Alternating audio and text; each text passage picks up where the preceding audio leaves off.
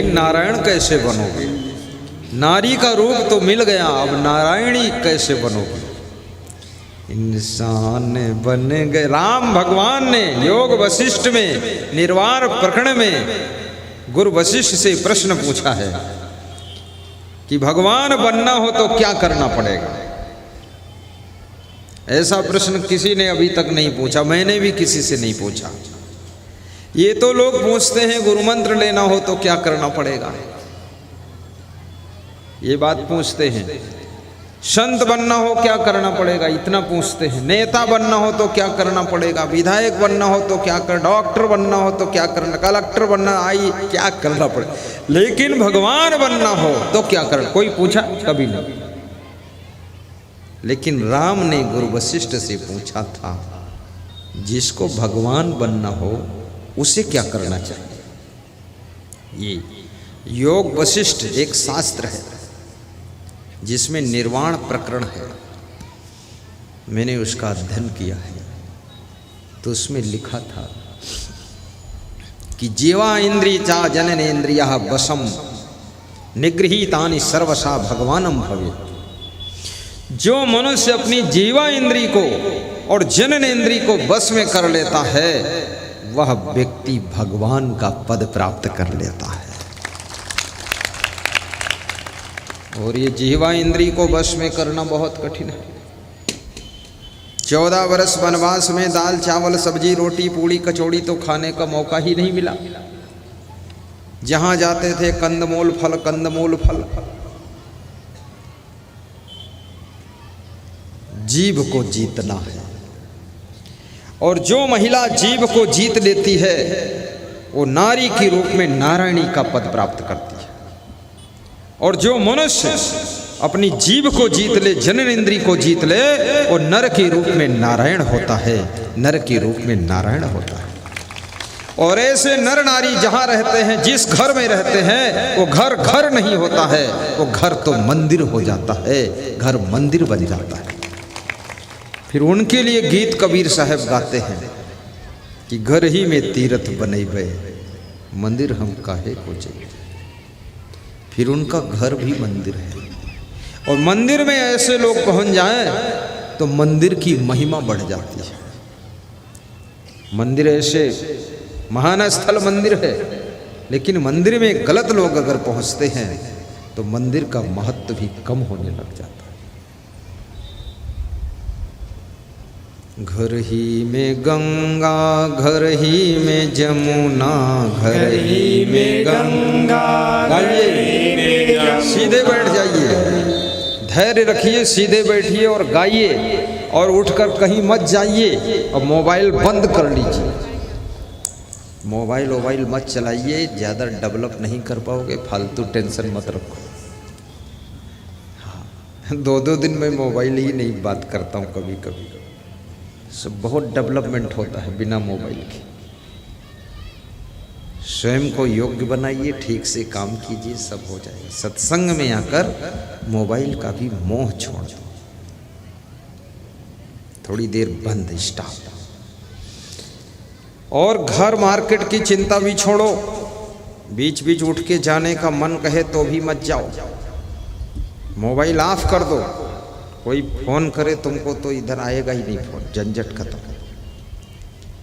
तुमसे बात को कहेगा मैं तुमको 20 बार फोन लगाया, तुम्हारा फोन बंद आ रहा था, क्यों? बोलो अरे मोबाइल तो बंद ही था, अब जिंदगी बंद होने वाली है।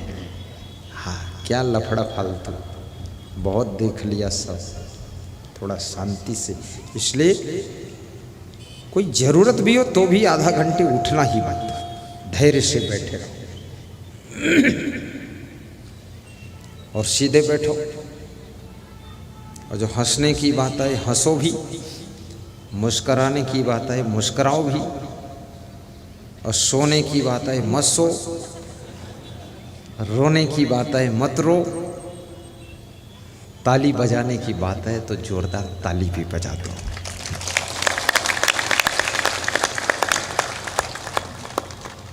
और बीच बीच साहेब बंदगी भी बोल दिया करो। साहेब क्या था? अकबर बादशाह की बात सुना रहा था। गुणों के ऊपर ये बात थी। गुण गुण गुण, क्वालिटी। अकबर बादशाह अपनी सभा में बैठे हुए थे। वहाँ एक अंधा गायक गीत गा रहा था। अंधे लोग गीत बहुत गाते हैं क्योंकि और कुछ ज़्यादा कर भी नहीं सकते। मैं पशुपतिनाथ मंदिर गया काठमांडू में, तो वहाँ देखा अंधे और कोढ़ी सब पशुपतिनाथ मंदिर के बाहर 200-400 बैठे भिखमंगे। लंका में भिखमंगे हैं, हिंदुस्तान में भिखमंगे हैं और नेपाल में बहुत भिखमंगे हैं। दुबई, इंडोनेशिया गया, मलेशिया गया, थाईलैंड गया, हांगकांग गया और कई देशों में गया। वहाँ मुझे कोई भीख मांगता नहीं मिला। लेकिन ये भारत देश में भिखारियों का दर्शन बहुत आसानी से होता है और राजधानी में बहुत भिखारी रहते हैं। रायपुर राजधानी हो चाहे लखनऊ राजधानी हो, भीख मांगने वालों के झुंड। जहाँ जाम लग जाएगी, गाड़ियाँ खड़ी होंगी, भीख मांगने वाले आ जाएंगे, तुम्हारी गाड़ी का शीशा खटखटाएंगे, खोलो खोलो खोलो, और अपने मुंह तरफ हाथ ले जाएंगे और बोलेंगे दे दे, कुछ दे दे, है दे दे, भूख लगी है। ऐसे लोग भारत देश का ग्राफ गिरा देते हैं। ये भीख मांग रहे हो। एक चिड़िया भीख नहीं मांगती है, मेहनत करके दाना चुनकर खा लेती है। तुम इंसान होकर के भीख मांगते हो और अपने बच्चों को भीख मंगवाते हो, शर्म नहीं आती है? और हमारे देश में तो बहुत मजा आता है। यहाँ के लोग, इस भारत देश के लोग अपने खाने भर का भी नहीं कमा पाते हैं। कितने लोगों को तो सरकार खाना देती है, हद हो गई। तुम समझते हो ये सरकार अच्छी है? अरे इस सरकार ने तुमको भिखमंगा बना डाला, कंगाल बना डाला, खाने भर की तुम्हारे पास शक्ति नहीं रह गई। ये सरकार खिला रही है, तुमको इस बदहाली में लाकर खड़ा कर दिया। ये सरकार भोजन की व्यवस्था करे तब हम जिंदा रहे, हद हो गई। सरकार हमको इतना योग्य क्यों नहीं बनाती है जो हम इतना कमाएं कि हम खुद ही 10,000 लोगों को खिला सके।